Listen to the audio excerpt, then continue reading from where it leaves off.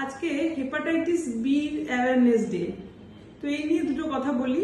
এটা আবিষ্কার সেই ধরো 1965-এ ডক্টর ব্লুমবার্গ এটা আবিষ্কার, হেপাটাইটিস বি আবিষ্কার করে উনি নোবেল প্রাইজ পেয়েছিলেন।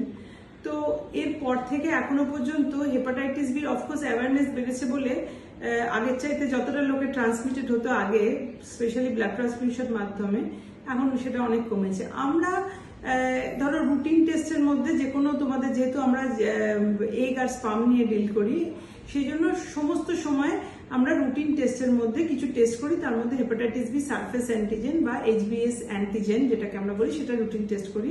টু আওয়ার সারপ্রাইজ, এবং পেশেন্টরাও সারপ্রাইজ হয়ে যায়, অনেক সময় অনেকেরই পজিটিভ চলে আসে। তো এর ইমপ্লিকেশনটা জানতে হবে, এটা কেন আমরা করি। এটা এখন সেক্সুয়ালি ট্রান্সমিটেড ডিজিজ বলে আমাদের করতে এটা ম্যান্ডেটরি।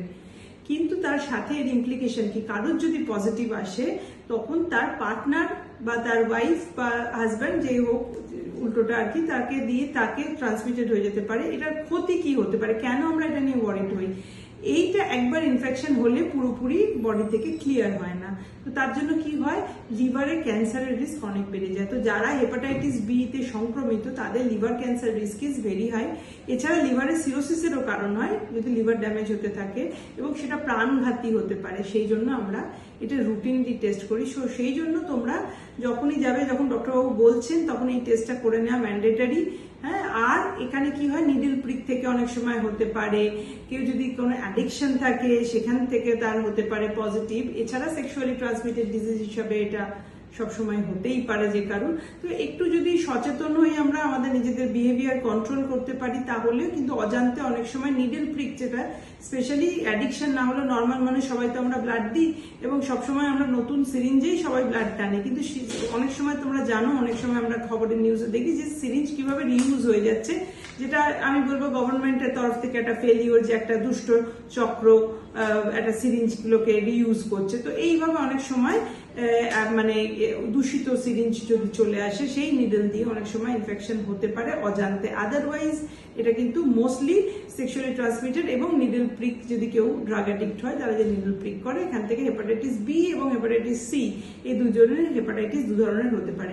এর এগেইনস্টে ভ্যাকসিন আছে, তো যারা ভ্যাকসিন নাওনি তারা নিয়ে নিও। এটা রুটিন ভ্যাকসিনেশন, বাচ্চাদের যে রুটিন ভ্যাকসিনেশন এখন তার মধ্যে চলে এসছে ইন্ডিয়া গভর্নমেন্টের। সেই জন্য বেশিরভাগই ইয়াং লোকজন ভ্যাকসিনেটেড হবে, কিন্তু যারা মধ্যবয়সী, যারা এই রুটিন ভ্যাকসিনেশন আমরা মিস করেছি, তাদের নেওয়া উচিত। আমরা যারা স্বাস্থ্যকর্মী, আমরা সবসময় সবাই নিয়ে থাকি, কারণ আমরা হচ্ছে সবচেয়ে হাই রিস্ক ক্যান্ডিডেট, যে কারোর থেকে আমাদের হতে পারে।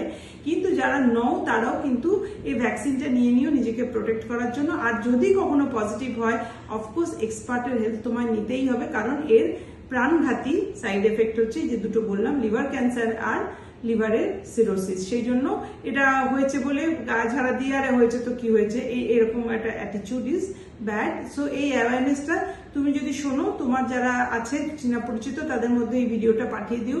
সবার এই ব্যাপারে অ্যাওয়ার হওয়ার খুব হাই টাইম এসেছে।